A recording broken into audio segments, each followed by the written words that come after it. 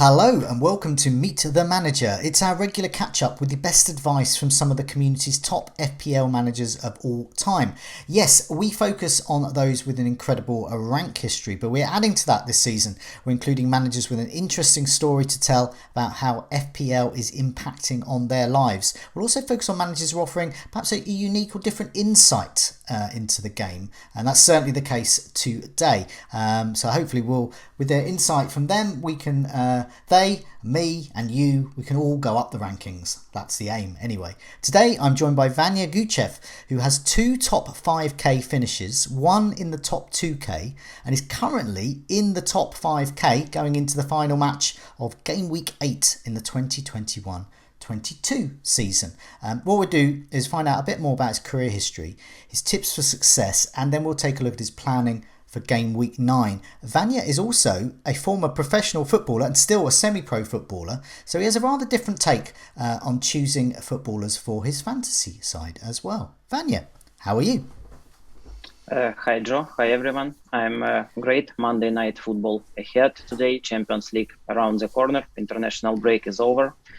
So everything is great, and yeah, I'm very glad that I could take part in my favorite series over the Fantasy Football Scout over the years, and it's like time flies because at some point I see the Nick Trigger Lips, I think, starting video in this series. I know him as a player 10 years maybe that I have played, because he was kind of a legend, and I never dreamed that I could take part in this series too. So yeah, it's great, and thanks for the opportunity. No, it's pleasure to see you on here. So yeah, I introduced you. You're a former pro footballer, semi-pro in your native Ukraine, which is where you're coming from today. So yeah, tell us a bit about. You told me a bit before we came on air, but just tell me a bit about your history as a player in football. Yeah, let's start with this. Okay, so I'm playing.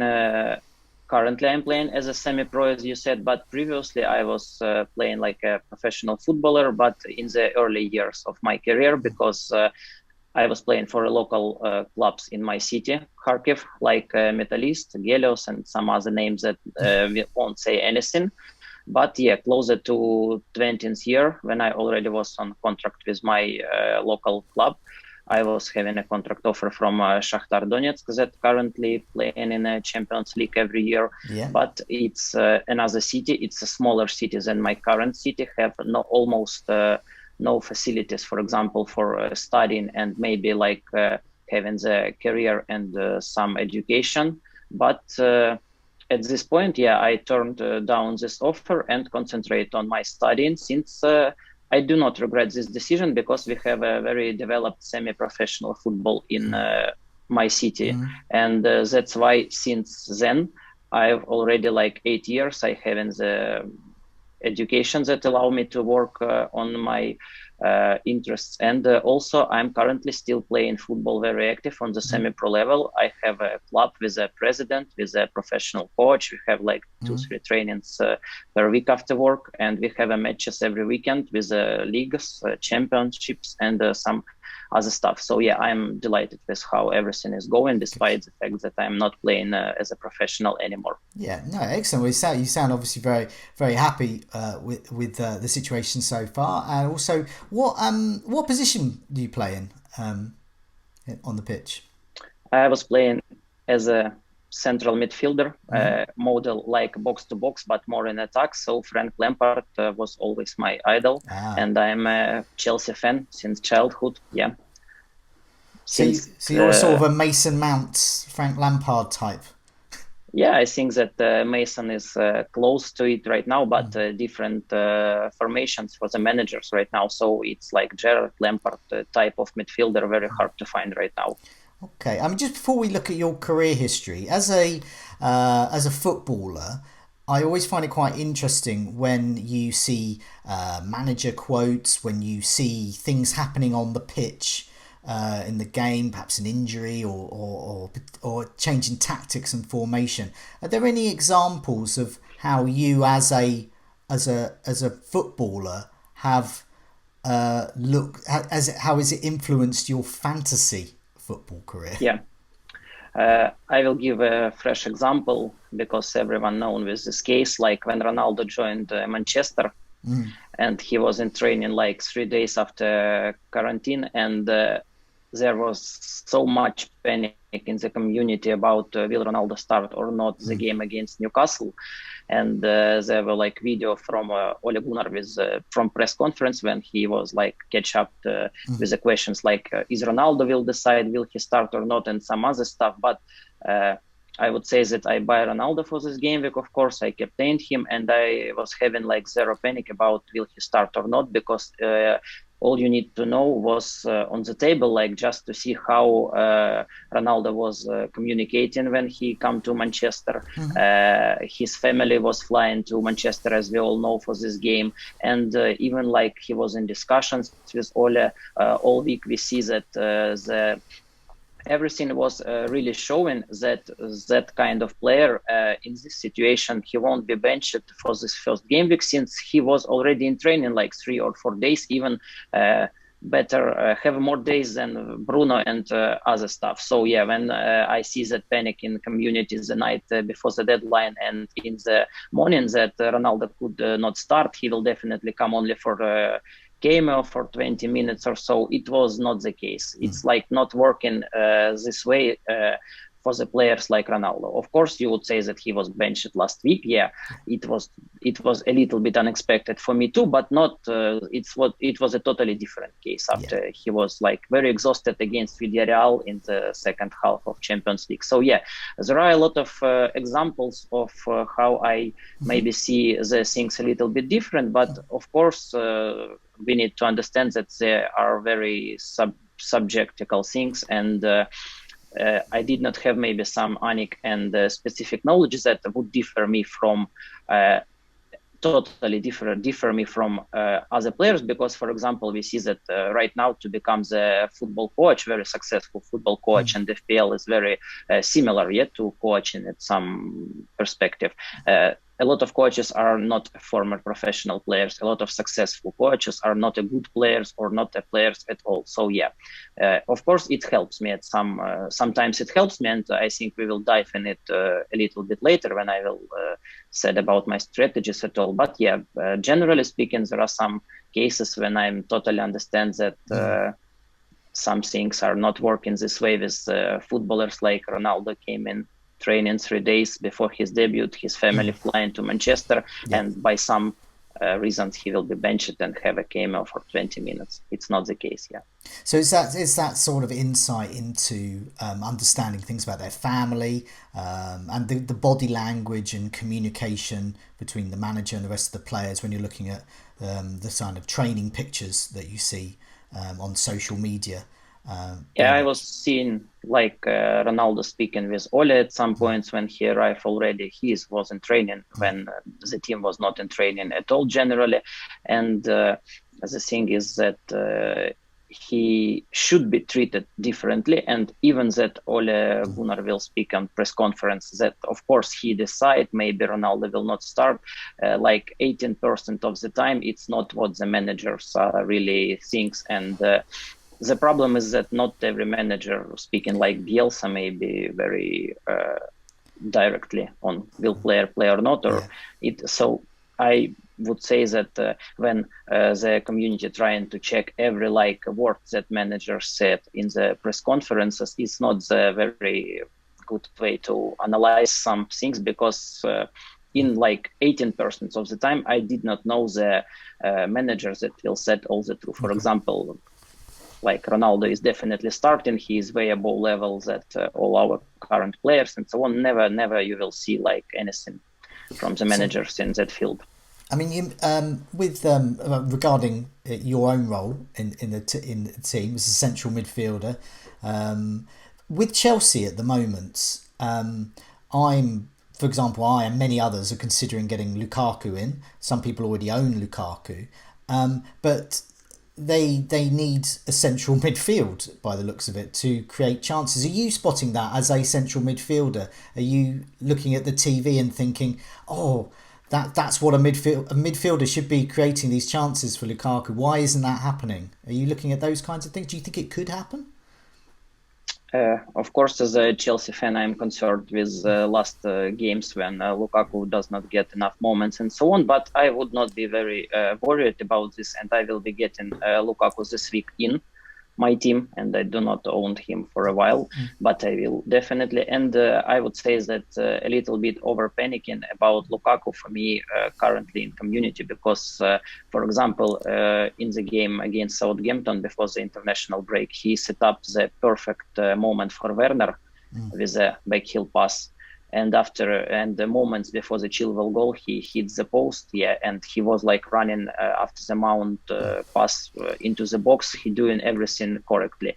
Again, a game against Bradford, I did not get like many people so did not sold Ronaldo for a hit to Lukaku or even with a free transfer, because I think that currently Chelsea are not in a super good shape, and we could see that Tuchel using the Ruben Loftus-Cheek last two games, so he's still tweaking the lineup, and he's not satisfied with how we are playing currently, so it generally have an impact on Lukaku. It's very obvious, but at the same time, I think that he's doing his job very well, and he will be clicking soon, and when he's having that fixtures like Norwich, Burnley and Newcastle, I think in the next three, it's obvious that the correct move is to get him. And if someone will not get him and somehow Lukaku will end up with only like 1 or 2 goals in this fixtures, it's not would be like, oh, I said to you, it would be very like uncharacteristical for this case. Yeah, definitely. Okay, well, I'm convinced. Let's have a look at your career history as well, because it's interesting. There's a couple of, two things of note, really. You've got these two absolutely fantastic ranks, 2014, 15 and 15, 16. But you look at the other ranks as well. There's only really one rank outside of the top 100k, and pretty much most of them are around the top 50k or well below. So there's a real consistency there of having consistently good ranks, and then these two stellar ones as well. Just what were there any particular reasons why you did so well in 2014 and 2015, and what happened in 2019? Okay, so yeah, let's start with my worst season, because it was not far away from now, and I'm remembering it absolutely very well, all mistakes and all problems with the season. So to summarize, it was really the season when not everything was not bad, because like prior to the new year, and I was ranked like 115k maybe, and exactly at this point, I think that I will definitely finish inside the top 100k as I always do. So I could allow myself to have some risks, because there will be a double game weeks and other interesting things. So I will definitely catch up if something working not great. And before it was the year when Liverpool were flying to the World Cup, Clubs World Cup. And I sold Trent Alexander-Arnold and Mane, which were flying this year.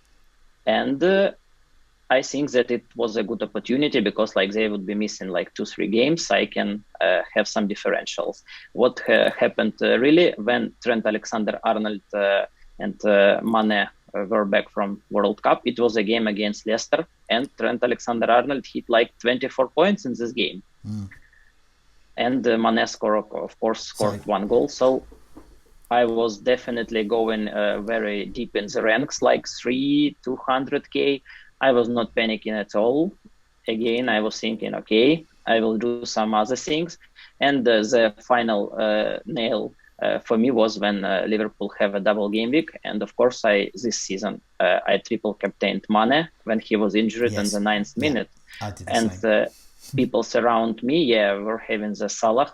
So when it's like when I know that you are still, got the rank inside 100k this year. But when you are summarize the things like what's happening to me that year when I dropped Alexander-Arnold and he's having 24 points, when I triple captained Mane and he's injured. So I was never getting after it a room to improve anything, because I was slowly doing all the correct moves after the game week 13, for example, but it was too far. And too hard to get that rank. It just shows that one or two decisions can completely change a season, and I know from that season too with the with the Salah. For those that can't remember, Mane and Salah double game week, Yeah. and so we all captained them, triple captained them, and Mane off injured 9 minutes. Salah went on to score massive, and so it was that simple. It was a huge point swing, and the Alexander-Arnold one as well. Obviously, those moved him. History could be repeating itself this year because lots of people have just removed him, and he's just come back, and he's already come back with a clean sheet, and it probably won't be long until he gets some goals and assists as well. What went right in 2014 and 15? I mean, these were two real standouts, amongst some other good ranks. But what went right in these seasons?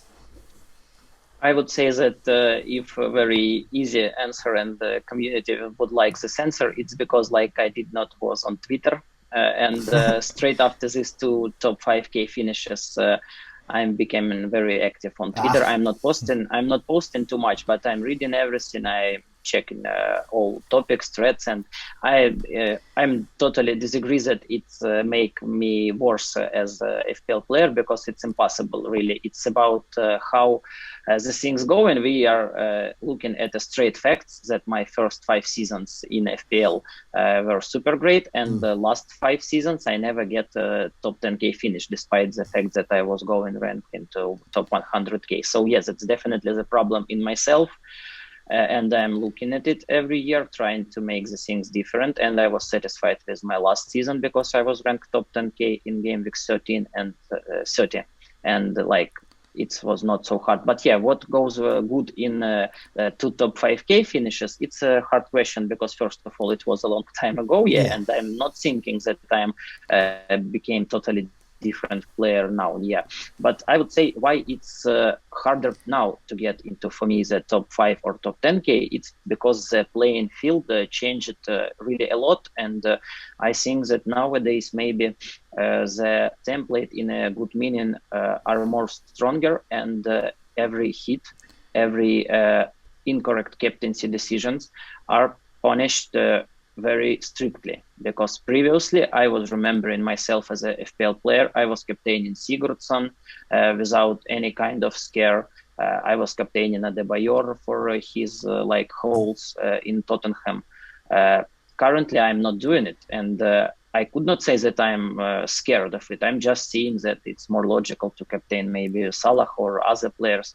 But right now, if you're really not captain, for example, Salah for one of his holes, it would totally destroy your rank. I'm not thinking that previously we have such strong template in a good meaning. Like everyone on Twitter have a good start to this season, I think, and Fantasy Football Scout. We were nailed 5 or 6 players that gives us a lot of points. Previously, the variance was great, and it's how it is right now. Yeah, you need to adapt to this. I'm not saying in any way that it's bad or good. You just, if you want to be a good manager, you need to adapt to everything that surrounding you in FPL.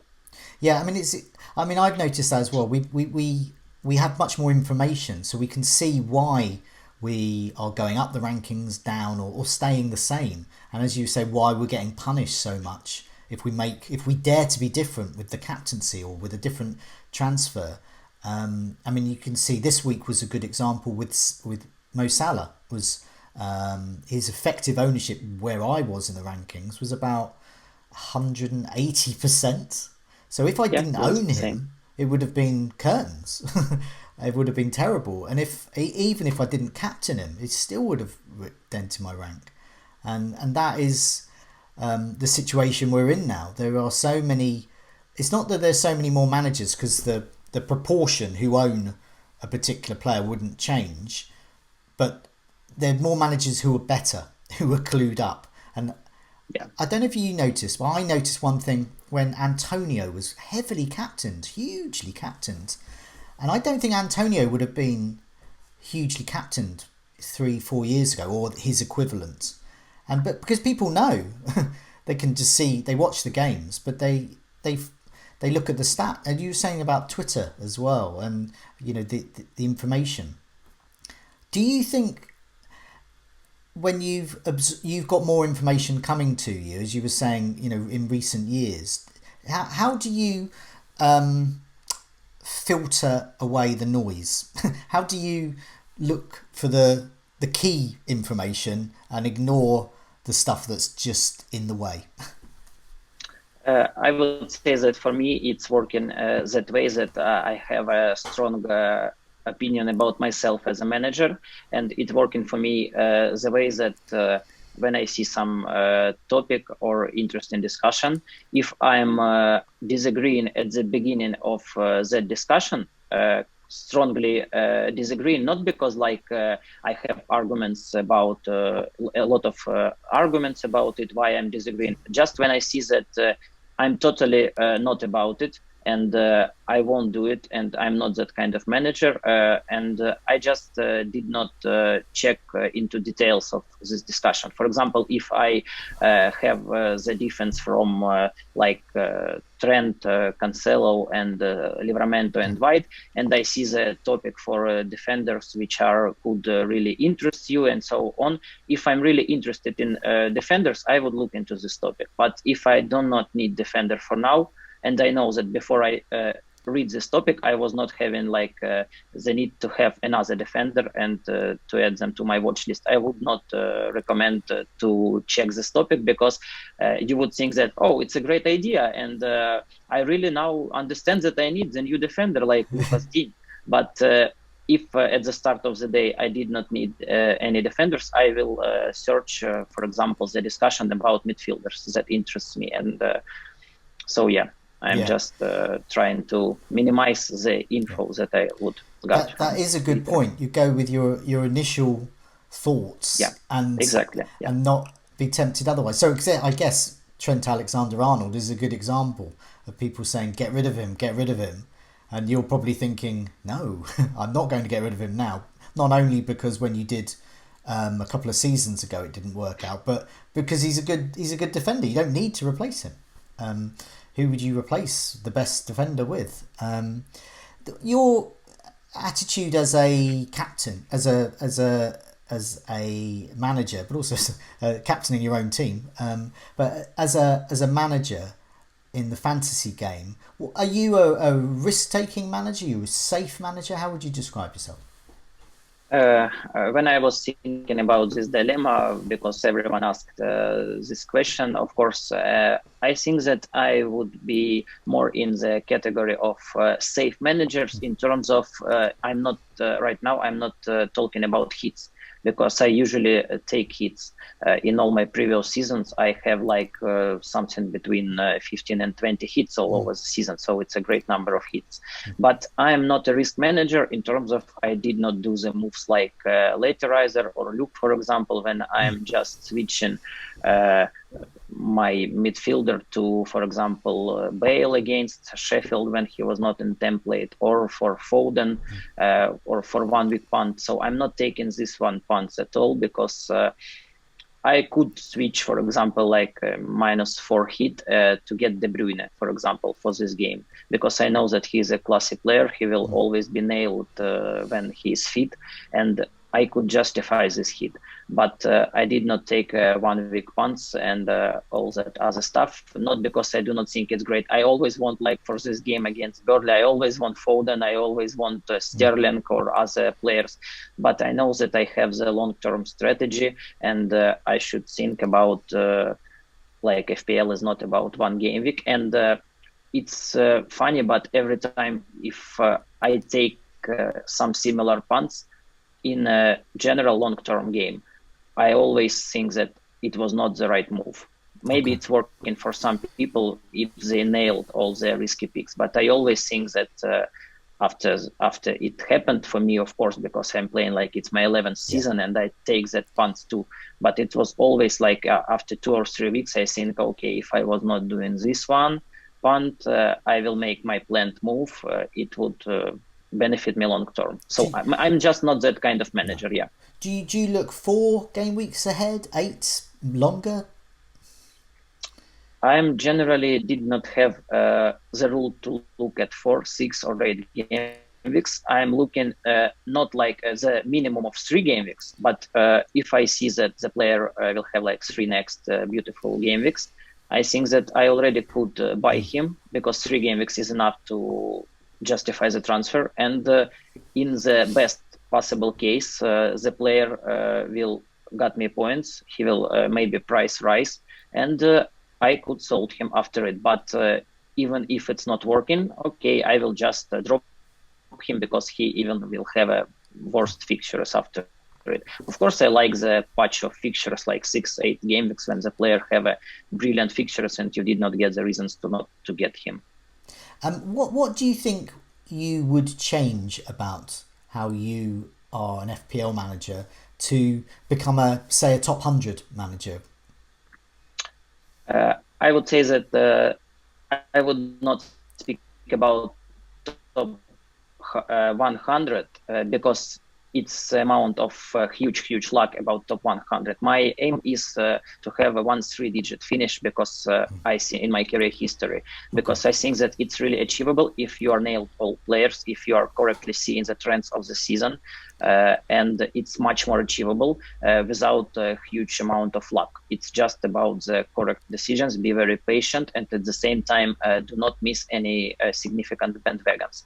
So yeah, I'm hunting for the top 3-digit finish.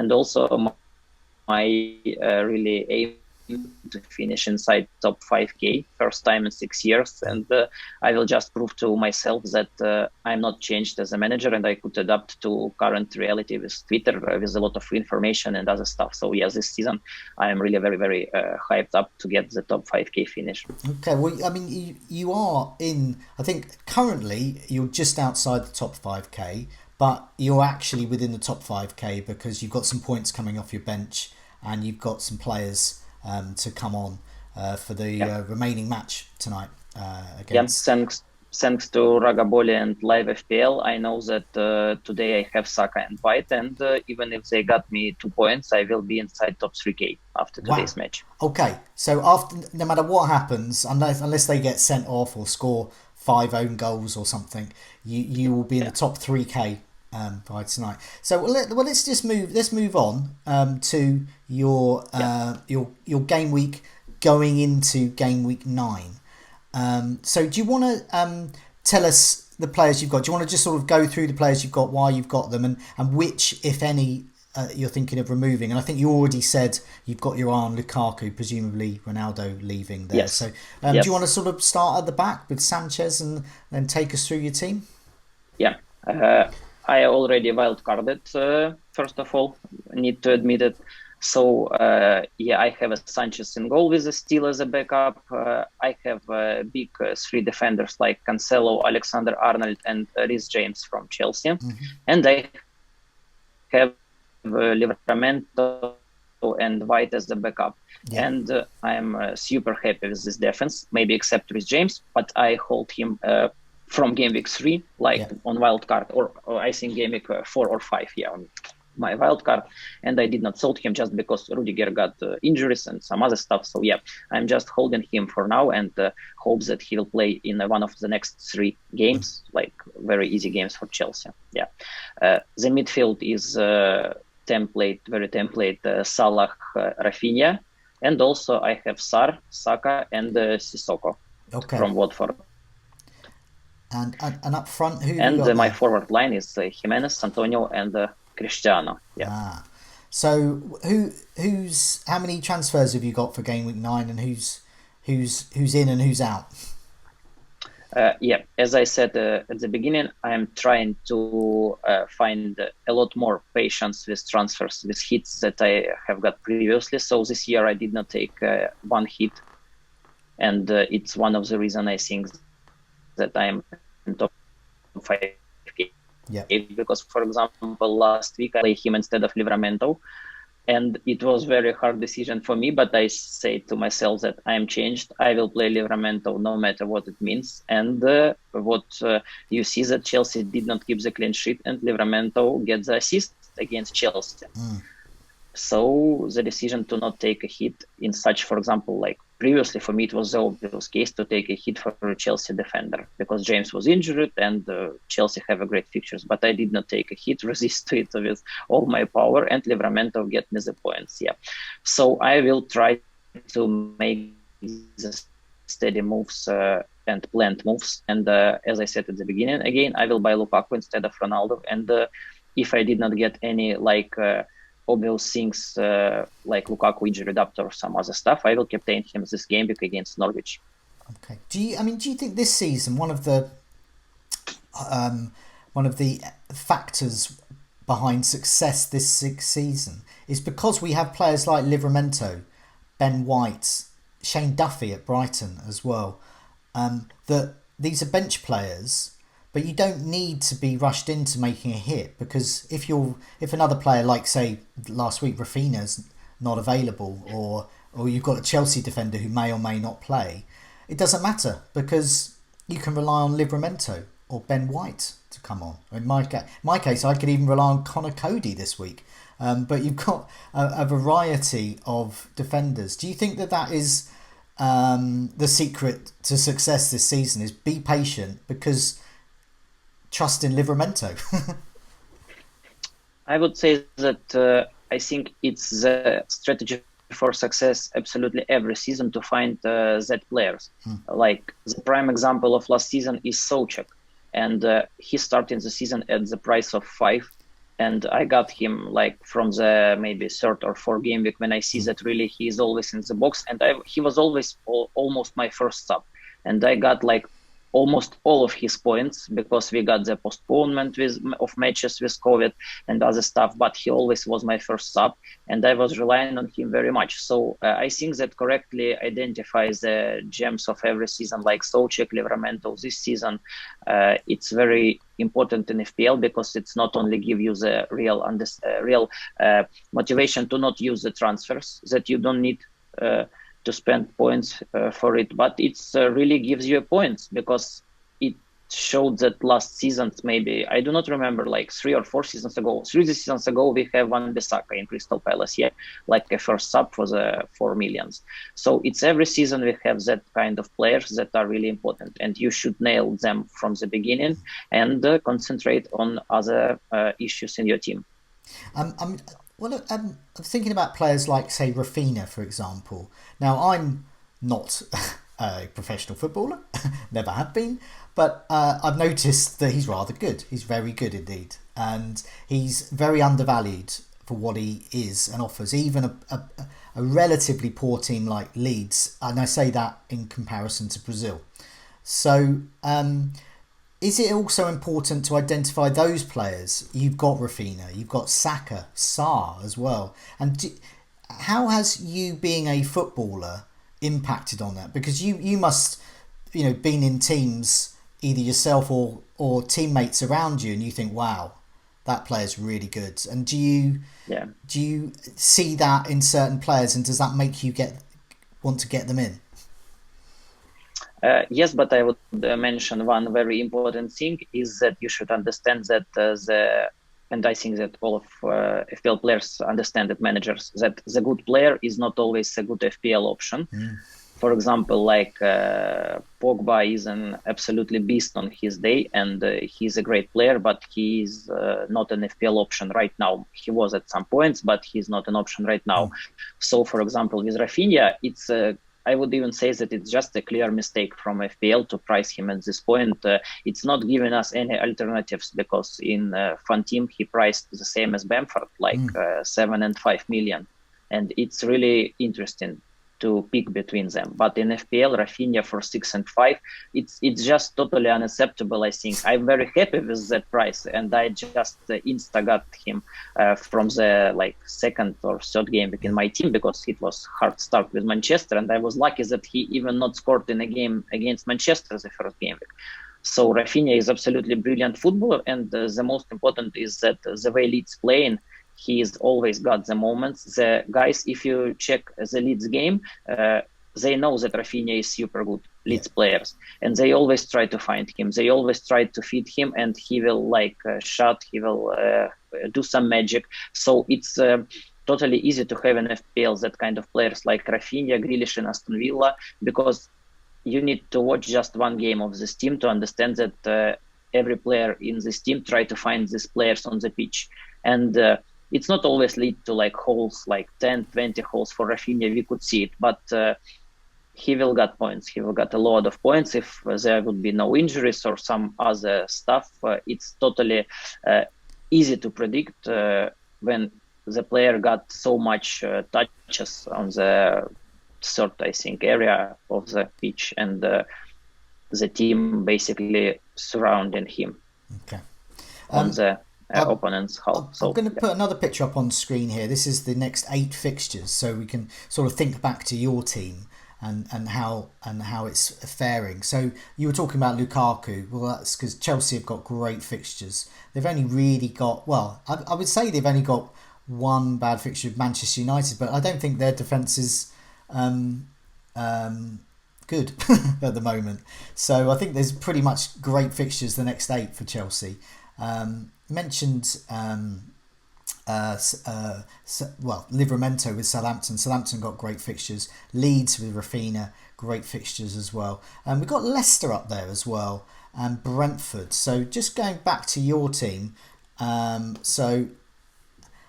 looking at Brentford, so Mbomo and Tony are key targets really for Brentford's kind run. And also Leicester have got a great run, and Jamie Vardy is the top striker.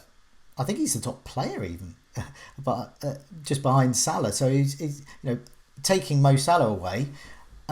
He's the one player to get. So there's no Vardy and no Brentford in your team. Do you have any plans to get them in? I will definitely get the Brentford players, and most likely it would be both of them at some point, like in 3 or 4 game weeks, because I'm not rated Mbumo as such a great player, but at his price again, it's easy to get him because he will get the goals. He's shot in a lot. I'm not really seeing him as a super good footballer because all of his shots at the post, it's not like it's going in. It's more like it's going out and it's hit the post. I see a lot of Brentford games, and Tony is a super good footballer.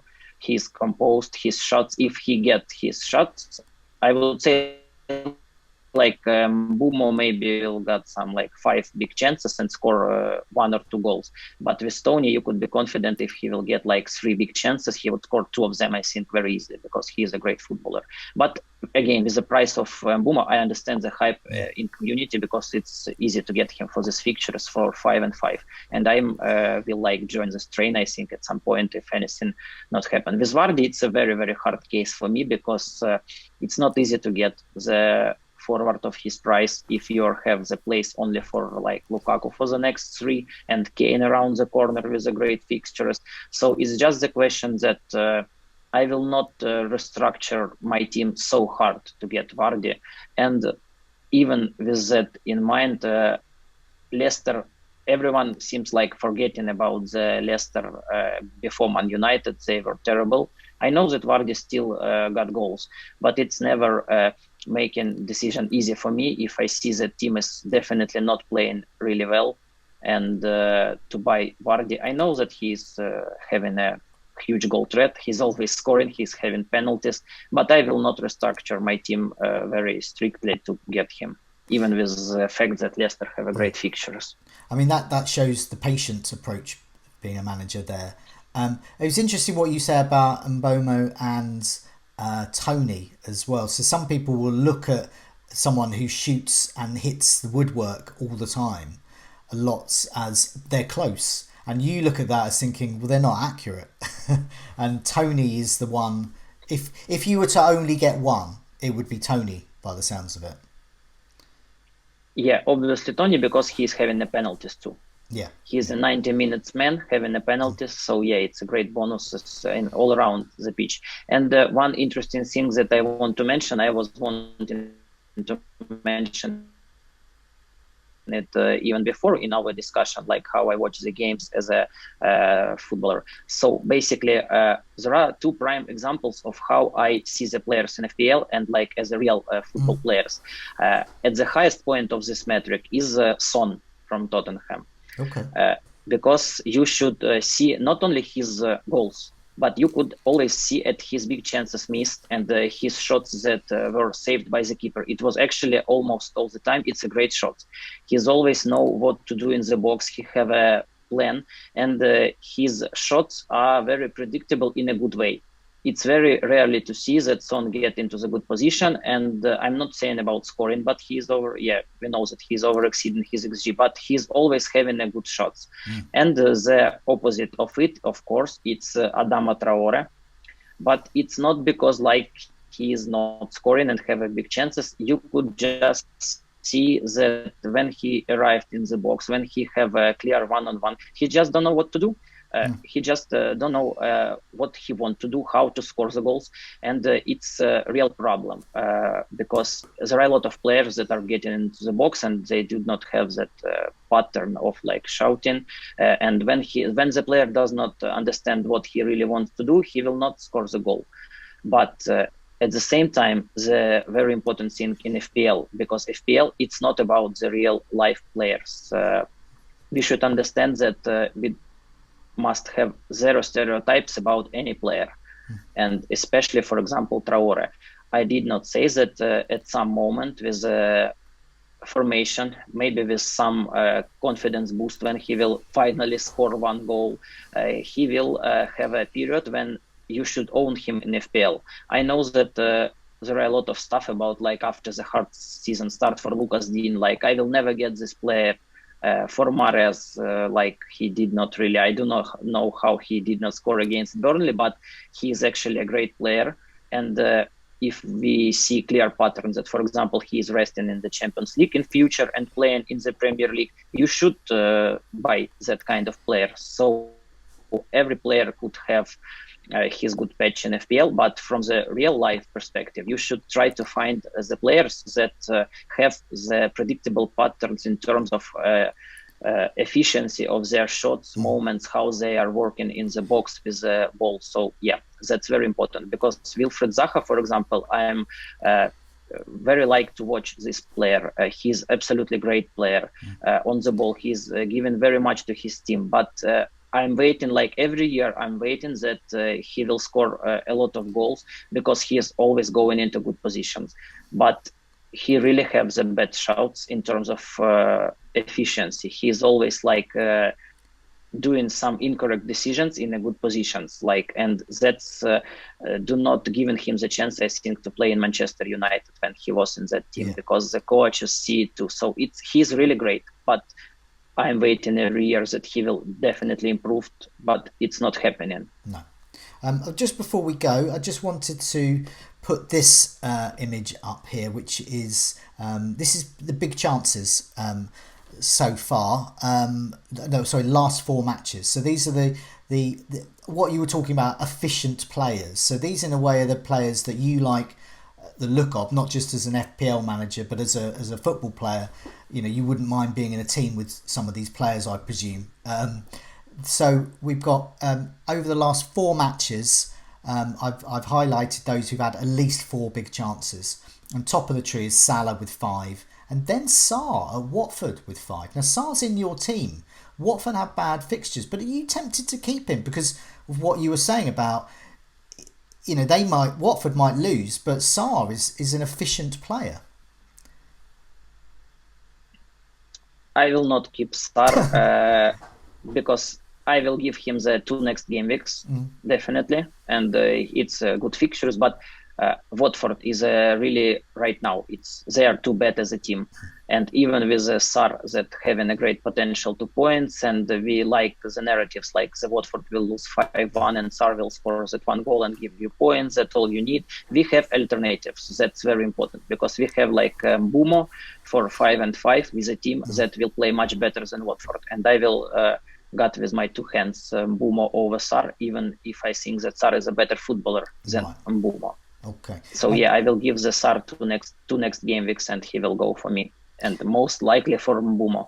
Okay, and we've got some other the others with 4 big chances in the last 4. Vardy, who we've already spoken about. Callum Wilson is interesting, but as an FPL option, it's his injury record. But if I see him on the team sheet, I think he's going to get a goal, and indeed he did at the weekend. Calvert-Lewin, same thing, 4 big chances. but he's been injured. Son, you've already mentioned there, and you've been very impressed by him. And Trincao at Wolves is perhaps one to watch, or not one to watch. So why? So okay, some people will look at these stats and see, hey, Trincao's on there. Is the same number of big chances as Son, but you shake your head. What is it about a player like him that is not a good FPL option? Yeah, Trincao from Barcelona is very talented player.